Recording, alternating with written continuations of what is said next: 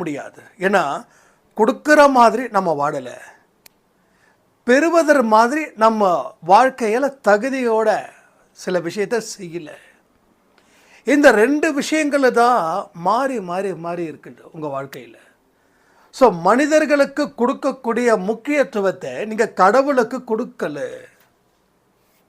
மனிதருக்கு முக்கியத்துவம் கொடுத்தீங்க, மனுஷங்க மேலே அன்பு வச்சிங்க, ஆனால் இன்றைக்கி வம்புல நிற்குது.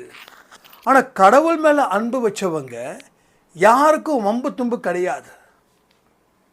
ஒரு மனுஷன் மேலே வைக்கக்கூடிய அன்பு, அதுக்கு பின்னாடி சித்திரவதையை நம்ம அனுபவிக்கிறோம், பொல்லாத சித்திரவதையை அனுபவிக்கிறோம். தினந்தோறும் அன்பான பேச்சு குறையும் போது ஒரு நட பிணமாக வாழ்ந்துக்கிட்டு இருக்கோம். ஏன்னா அன்பானவர்கள் காயப்படுத்திட்டாங்க. அப்போது அவங்க காயப்படுத்தினதால நீங்கள் நடைப்பிணமாக வாழ்கிறீங்க, உண்மை.